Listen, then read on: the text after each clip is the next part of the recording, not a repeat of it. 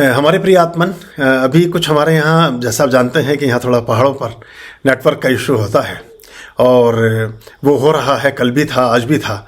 2 दिन तो हम अपनी वजह से नहीं कर सके, 3 दिन हम अपनी वजह से नहीं कर सके और 2 दिन हम ये नहीं कर पाए नेटवर्क की वजह से। तो इसमें हमने एक ये सोचा है कि एक पोस्ट लाइव शुरू करना चाहते हैं हम। पहले हमारे मन में आ रहा था, चूँकि बहुत सारी हैं ऐसी चीज़ें हैं जिस वजह से चर्चाएं कई बार नहीं हो पाती।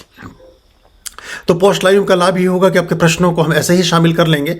उसमें बस ये होगा कि जो प्रश्नोत्तर या आपके सवाल तुरंत लाइव में आप पोस्ट कर देते हैं, उससे वो नहीं कर पाएंगे, लेकिन उस लाइव के नीचे कमेंट बॉक्स में फिर आप डाल सकते हैं। जब ब्रॉडकास्ट हो जाएगा ये वर्जन, इसको एडिट करके हम अपलोड कर देंगे। तब आपके सवालों को हम लेने का प्रयास करते हैं, उनके उत्तर देने की कोशिश करते हैं। यावानर्थ उद्पाने सर्वताः संपलूतोदके तावान् सर्वेषु वेदेषु ब्राह्मणस्य विजानताः। गुरुदेव, आप कृपया श्रीमद् भागवत गीता के दूसरे अध्याय सांख्य योग के इस 46वें मंत्र का भाव समझाने की कृपा करें। श्रीमद् भागवत गीता में इस द्वितीय अध्याय के 46वें मंत्र में भगवान श्री स्पष्ट करते हैं कि यावानर्थ उद्पाने सर्वथा संप्लुतोदके तावान सर्वेषु वेदेषु ब्रह्मणस्य विजानतः। ये बड़ा अच्छा श्लोक है और बहुत गहरे अर्थों को समाहित किए हुए है। तो इसमें इसका भावार्थ कुछ इस तरह से समझा जा सकता है कि जैसे धरती पूरी तरह से अगर जलमग्न है, सब तरफ से धरती पूरी तरह से जल से आप्लावित है, तो छोटे छोटे जलाशयों में फिर हमारा उतना रुचिरस नहीं रह जाता, उतना प्रयोजन नहीं रह जाता। ऐसे ही जब हम ब्रह्म के स्वरूप में समाहित हो जाते हैं, सन्निहित हो जाते हैं, ब्रह्म के वास्तविक स्वरूप को समझ लेते हैं, उसको जान लेते हैं और ईश्वरीय उत्प्रेरणाओं से अपने जीवन को एक अंग संग कर लेते हैं, तो हमारा फिर सार भी ब्राह्मण शब्द का ब्रह्मणस्य विजानतः।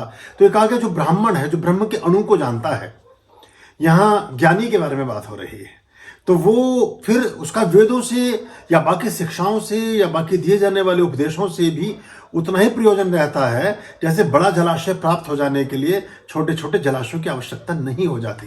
तो यानी कि जो ब्रह्मानंद की उपलब्धि जब आपको हो जाती है, जब आप परमात्मिक स्वरूप में ही सचेष्ट हो जाते हैं और सन्निहित होकर के अपने जीवन को समर्पित करते हैं, तो आपके लिए फिर बाकी शिक्षाएं भी एक प्रतीक मात्र रह जाती है।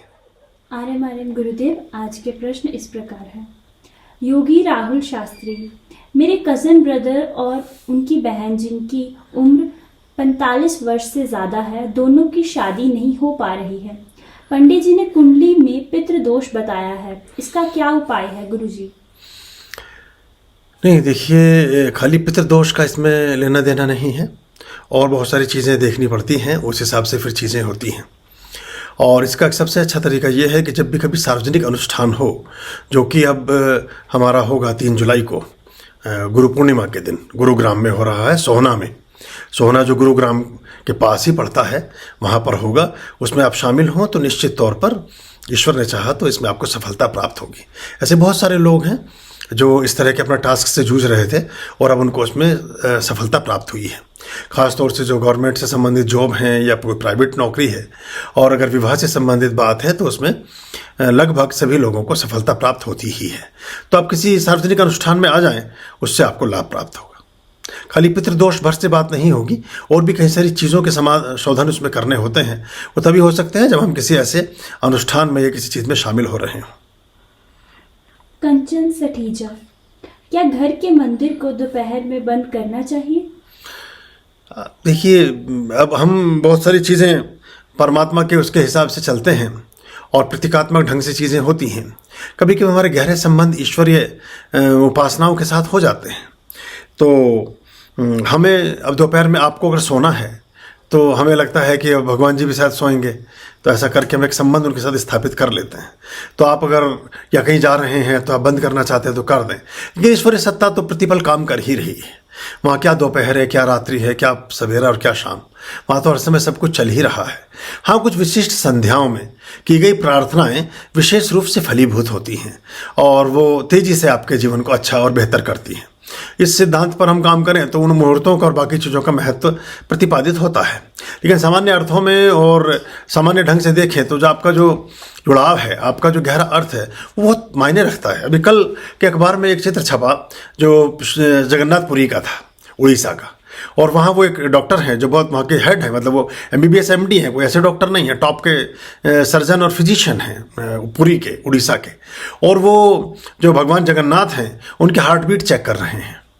तो 15 तारीख तक वो फीवर में हैं भगवान जगन्नाथ, श्री जगन्नाथ जी, और वहाँ उनको बुखार लाने के लिए उनको ठंडे पानी के घड़ों से स्नान कराया जाता है और फिर वो उन्हें फीवर, आजकल वो ज्वर में हैं, 15 जून के बाद उनका फिर वो ठीक हो जाएंगे और फिर उसके बाद उनका पूरा एक उपचार होकर के उनको रोज़ काढ़ा पिलाया जा रहा है। तो उस तरह चलता है। और आपको अगली बात सुनकर के आप उछल जाएंगे। सबसे बड़ी बात यह है कि वो प्रतिमाएं जो, मतलब भगवान का जो वो स्वरूप है, पुरी में जो भी गए हैं वो इस बात को जानते हैं, उनका हृदय धड़कता है, मतलब हार्ट बीट आती है स्टेथोस्कोप में। कोई डॉक्टर इस बात को आज तक समझ नहीं सका है क्या है, और वो फीवर ही होता है जब उसको नापते हैं। तो ये थोड़ा सा सिर के ऊपर गुजरने वाली बात है। और इसी को देखने के लिए जीसस क्राइस्ट 2000 साल पहले पुरी आए थे, 4 साल वहाँ रहे और उन्होंने खूब सेवा की, सब कुछ किया। तो उनको ऐसा प्रतीक माना जाता है जैसे हमारा हुआ क्या था कि एक भक्त था, बहुत कई हजार साल पुरानी बात है, 5-10 हजार साल पुरानी ना हो लगभग, वो रोज सेवा करता था भगवान जगन्नाथपुरी में। भगवान जगन्नाथ जी की, सुभद्रा की, वीरभद्र, जो भी उनका पूरा फैमिली है, उनकी सेवा करता था। सेवा करते करते वो बीमार पड़ा और बीमारी में भी सेवा करता रहा मंदिर में, सब चीज़ों में। तो जब वो जाकर के घर लेटा तो उसको भगवान प्रदर्शित हुए, उन्होंने दर्शन दिए और उसने कहा कि तू बीमार है, रुग्ण है, तेरी हालत ऐसी भी नहीं कि तू पानी उठा के पी सके, तो फिर मेरा मैं झाड़ू पोछा करता है, मेरी सास संभार करता है, मेरे कपड़े बदलता है, सब कुछ करता है। तो अब ऐसा होगा कि तूने 15 दिन मुझे दिए हैं बीमारी की अवस्था में, तो वर्ष में एक बार 15 दिन मैं भी बीमार हो जाया करूँगा। और ज्येष्ठ पूर्णिमा से वो बीमार पड़ते हैं, 2 सप्ताह तक बीमार रहते हैं। 13 दिन का, 13 से 15 दिन का कंसेप्ट है।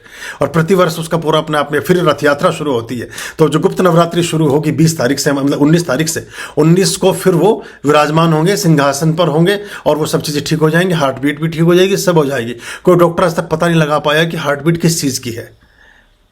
ये बड़ी एक बात है। तो वो जो डॉक्टर भी चेक कर रहे हैं, वो चित्र मेरे पास रखा है, कल के अखबार में छपा है। तो वो ये किसी के समझ में आज तक आया नहीं है। और वो हरिहर का पहला एक स्थान है जहाँ भगवान विष्णु भी हैं और भगवान शिव भी हैं, वही जगन्नाथपुरी है। और वहाँ एक बहुत बड़ा स्तंभ है, एक बहुत बड़ा खंबा है। जब आप प्रविष्ट होते हैं, जब आप मुख्य द्वार से जाएंगे, थोड़ा लेफ्ट की दीर्घा को पार कर लेंगे, फूल बेचते रहते हैं, राइट में जब आप सामने पहुँचेंगे तो वहाँ एक खंबा है। उस खंबे, एक स्तंभ है, उस खंबे की कोली जो भर लेता है, दोनों हाथ जाकर के ऐसे उंगलियां मिल जाती हैं और कोई रोग आपको है तो रोग समाप्त हो जाता है। इसका रोग समाप्त नहीं होना होता, उसकी कोली नहीं भरी जाती है। हाथ सबके लगभग बराबर ही है। कई अद्भुत आश्चर्य हैं। ऐसी वहाँ का ध्वज हमेशा उल्टा फैरता है, हवा के विपरीत फैरता है। पुरी में, जगन्नाथपुरी में हवा का प्रवाह जिधर को है, अगर हवा पश्चिम से पूर्व की ओर जा रही है तो ध्वज पूर्व से पश्चिम की ओर फैर रहा होगा। कोई आज तक समझ नहीं पाया क्या चक्कर है। कोई पक्षी परिक्रमा करते हैं उस मंदिर की, और पूरी परिक्रमा पूरे गति उस हिसाब से करते हैं जैसे परिक्रमा की जाती है। अर्ध परिक्रमा है तो अर्ध परिक्रमा करेंगे और फिर आधी को पूरा करके फिर पूरा करेंगे और फिर पूरी 7 परिक्रमा। कोई समझ नहीं पाया इसका क्या चक्कर है, आज तक कोई भी नहीं समझ पाया। इन सब की वीडियोस भरे पड़े हैं, आप देखेंगे तो आपको मिल जाएगा ये सब। तो और हजारों साल से चल रहा है। तो ये कुछ ऐसे सीक्रेट ऑफ सीक्रेट्स हैं, कुछ ऐसे अबूझे रहस्य हैं जो हमारी क्षमता से परे हैं। तो जैसे आपने भी कहा कि हम भगवान जी को दरवाज़ा बंद कर दें क्या दोपहर में, कैसा करें, तो ये कभी कभी हमें ऐसा लगता है कि शायद वो अगर ऐसा गहरा जुड़ाव हो जाए कभी कभी तो ऐसी प्रतीतियाँ होने लगती हैं। तो अपनी प्रीति और अपने जो सरोकार हैं, आपकी जो इंट्यूशंस हैं, आपको जो सुनाई दे रहा है, उसके आधार पर निश्चित करें। मेनका शर्मा, राजस्थान, जयपुर से। मैं 6 महीने से आपसे जुड़ी हूँ और 43 दिन का दीपक का उपाय पूरा किया है और निरंतर श्री सूक्त का पाठ शुक्रवार को करती हूँ। घर में काफ़ी सकारात्मक बदलाव हुए हैं। मैं पूजा के सांबरनी कप्स बनाती हूँ और आपका आशीर्वाद चाहिए और आपके चरणों में हमारा ये उत्पादन चढ़ाना चाहती हूँ। कृपया रास्ता बताएं। खुश रहिए, बहुत शुभकामनाएं आपके लिए। अगर आप शुद्ध प्रोडक्ट्स बना रहे हैं तो आपका स्वागत है, और आप अच्छे से उसको करना चाहते हैं तो ज़रूर करें। एक बार या तो आश्रम आ जाएं, उसको देख लेंगे कैसा आपने बनाया है। अच्छा होगा तो हम तो इतने सारे जन हैं, सभी के नाम बोल ही देते हैं। जो कोई, हमें तो कभी कुछ बेचना है नहीं, ना हमें अपनी कोई दुकान खोलनी है, लेकिन आपके गाँव गली में जो भी अच्छा बिक रहा है, जो भी अच्छा मिल रहा है, आप ज़रूर लें, उसको शामिल करें। और अच्छी बात है, आपके आसपास में होगा, आप उसको भेज दें। अगर वो शुद्ध और अच्छा है तो आप उसको आगे बढ़ा सकते हैं, और हमसे संबंधित जितने जन हैं उनको भी उस बात का प्रस्ताव भेज सकते हैं कि आप ये सांभरनी बना रही हैं, और वो अगर ठीक है, और बाद तक भी उसको ठीक, देखिए हम उस दिन तक ही आपकी तस्दीक करेंगे, आपकी रिकमेंडेशन करेंगे जिस दिन तक आप शुद्धता के वर्तुल में हैं। जिस दिन आपने मिलावट की उस दिन हम नमस्ते भी कर देंगे। ये भी ध्यान रखिएगा, क्योंकि बहुत लोग बहुत तरीके के प्रयोजनों से जुड़ते हैं, और समाज में पूजा पाठ के नाम पर बहुत कुछ डुप्लीकेसी, बहुत कुछ क्या 99% वही है। जिसमें दुकान पर आप कहीं जाएं तो वो ऐसे ही चलता है। अभी मैं था बाहर, तो वहाँ मैं एक दुकान पर देख रहा था, एक व्यक्ति वो बार बार वो उसको दुकानदार अच्छी चीज़ देना चाह रहा था, उल्टा था, और बार बार कहे जी पूजा के लिए तो चाहिए, वो पंडित जी ने तो लिखा है, आप और दिखाइए, और कुछ सस्ता है तो वो दिखाइए, और कुछ। उसने बिल्कुल रद्दी सी चीज़ बाद में उठा के पकड़ा दी, वो लेके चले गए। वहाँ आप सोच रहे हैं कि 500 से 300 और 300 से 125 और 125 से 60 रुपये कैसे हों, और यहाँ हम सोचते हैं कि हमारी जेब में जो 50 रुपये हैं इनके 5 करोड़ हो जाएं। बड़ा मुश्किल है ये गणित। तो ऐसा हमें सोचना चाहिए। परमात्मा भी फिर कहीं तो चुनते ही होंगे ना किसी को, किसी पायदान पर तो आदमी का थोड़ा सा मापदंड होता ही होगा कि किसको कहाँ बैठाना है, किसको कहाँ करना है। पाकी सिंह कोलकाता से, गुप्त नवरात्रि में क्या प्याज लहसुन छोड़ना पड़ता है? मुझे कोई प्रॉब्लम नहीं है, लेकिन घर में लोग नहीं मानते हैं। मुझे कलश स्थापना और पाठ दोनों करना है, क्या करें? कृपया बताएं। कलश स्थापना करेंगे, खेतरी बीजेंगे, अमृत कलश बनाएंगे, सारे पाठ करेंगे तो निश्चित तौर पर आप लहसुन प्याज का प्रयोग नहीं कर सकते।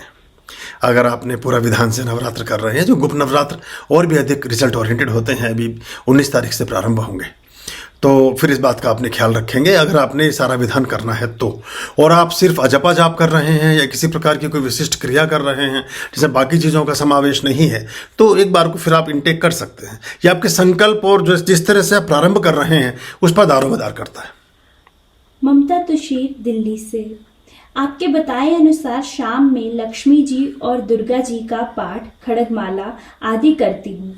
सुबह में विष्णु भगवान का, पर दिन में जैसे खाना खा लेते हैं तो उसमें प्याज लहसुन पड़ता है, तो क्या ये सब शाम की साधना में बाधक तो नहीं होता है या फल प्राप्ति में?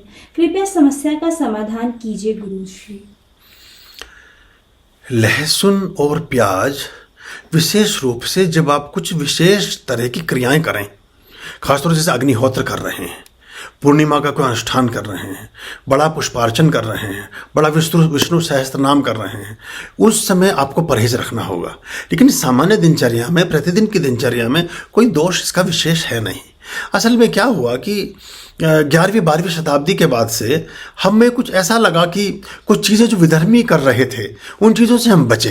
दूसरी बात ये गैस्ट्रिक चीज़ें हैं, ये वायु और पित्त और कफ और वात की गुण उसको बढ़ाती हैं, प्रवृत्ति को।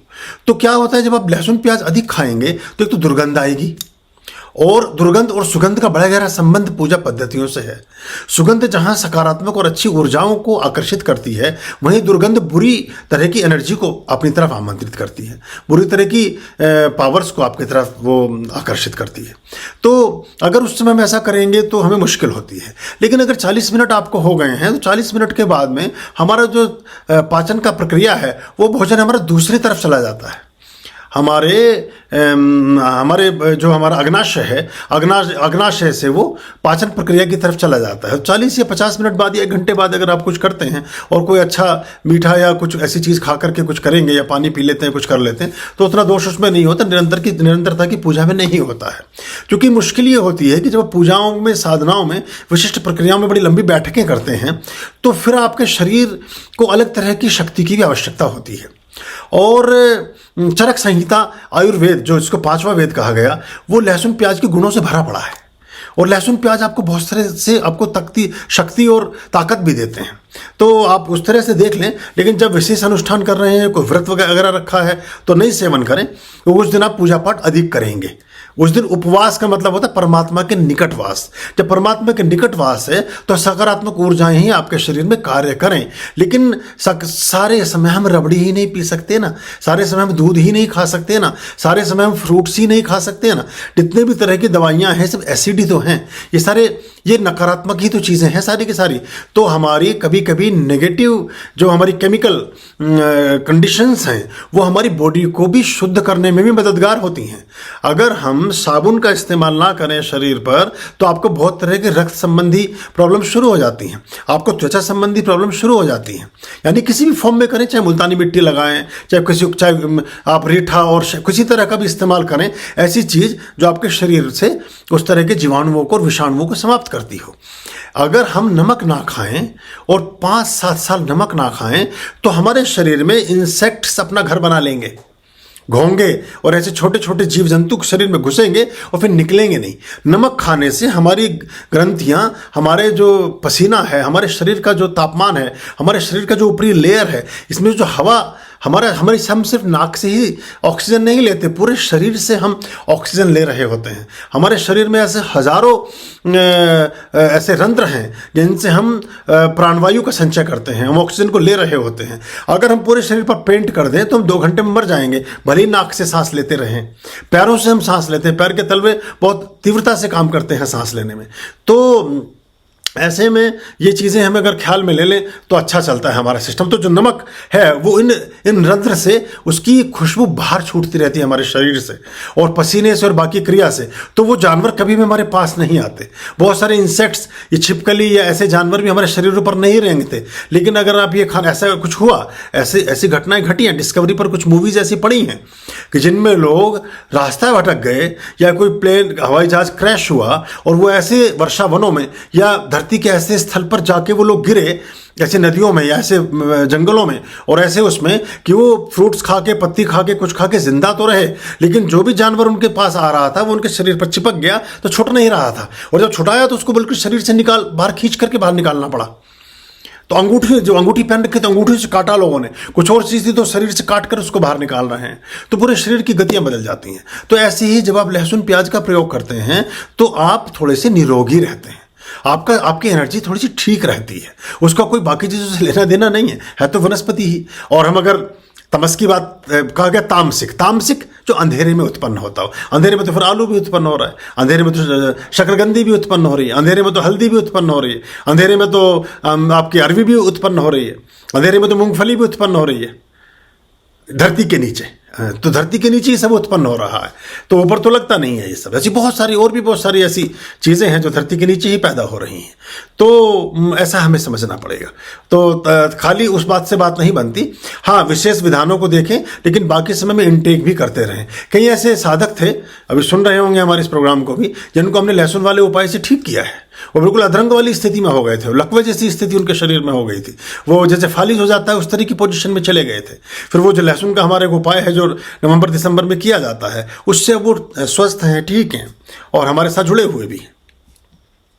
नीलम मल्होत्रा, किसी के घर अगर सर्वेंट 1 या 1.5 साल से ज़्यादा ना टिकते हों तो क्या उपाय करना चाहिए, जबकि वो सर्वेंट को हमेशा कुछ ना कुछ देते रहते हैं लेकिन फिर भी सर्वेंट नहीं टिकते हैं?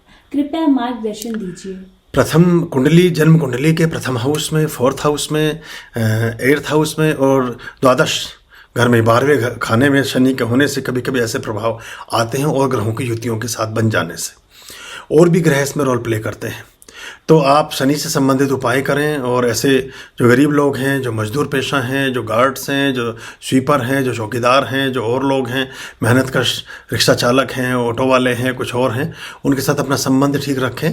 और शनिवार को कोशिश करें 4 बजे से 7 बजे के बीच कोई समोसा, ब्रेड पकौड़ा, कोई ऐसी चीज़ जिसमें मैदा का, तेल का और आलू का इस्तेमाल होता हो, उनको खिलाएं, उनको बांटें। इसमें सुधार होने लगेगा, क्योंकि इसमें औरों के साथ साथ आपका बाकी लोगों के संबंधों में भी फर्क आएगा। अगर 2 से 2.5 साल में आपका काम भी चेंज होगा और समाज में बाकी लोगों से भी निरंतर मित्रता और एक संबंध नहीं बना रहेगा।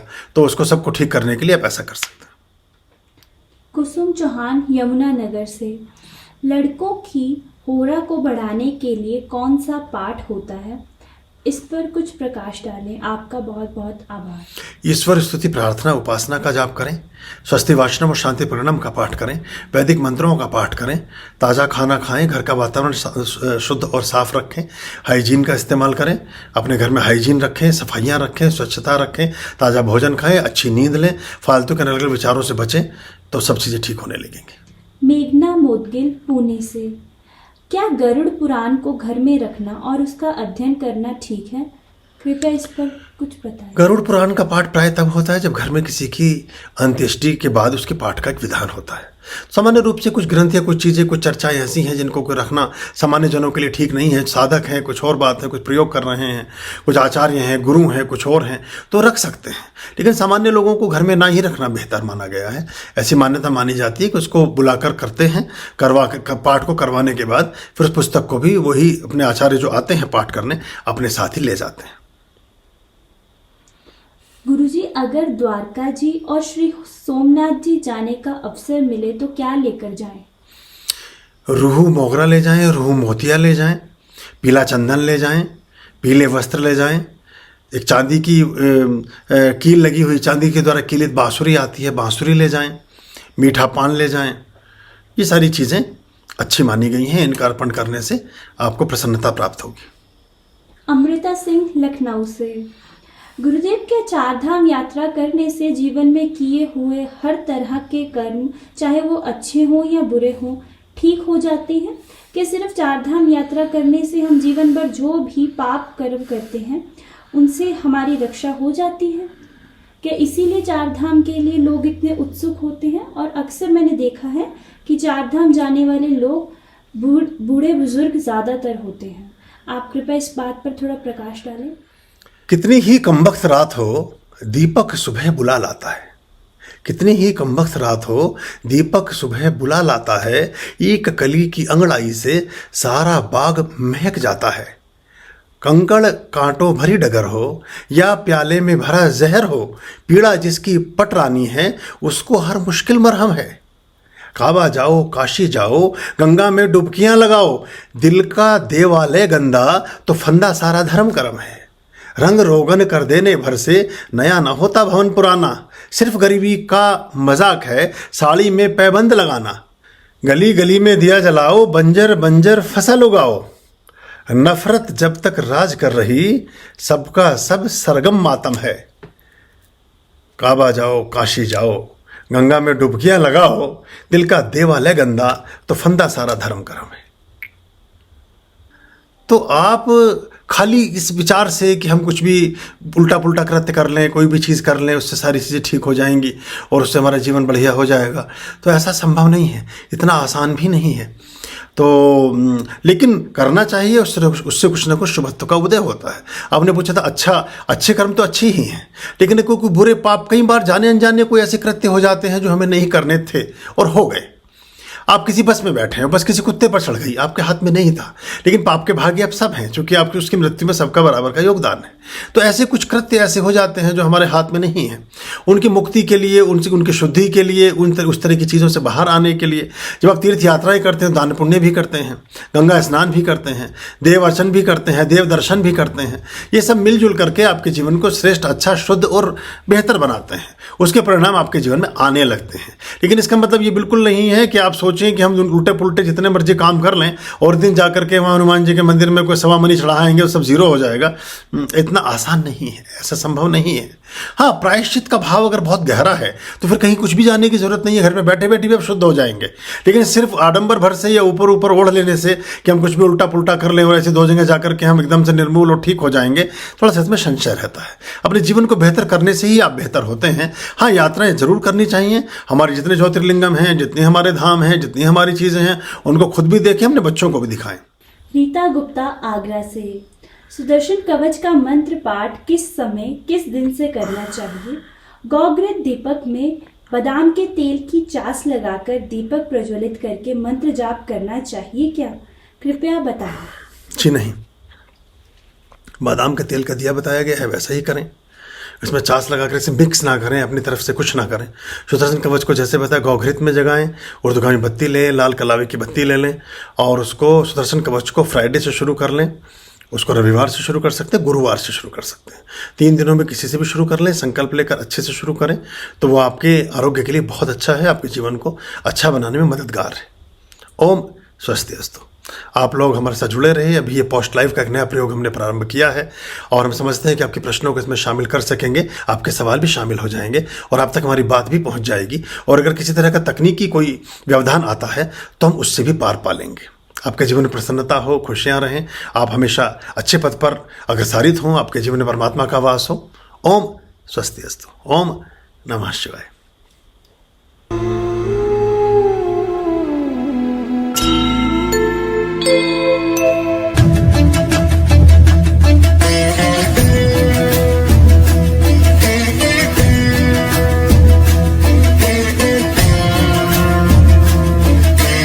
आर्यं शरणं शुभमस्तु, संभवकरणं हरमस्तु, देवं वर्णं कर्मस्तु, पापं चरणं परमस्तु,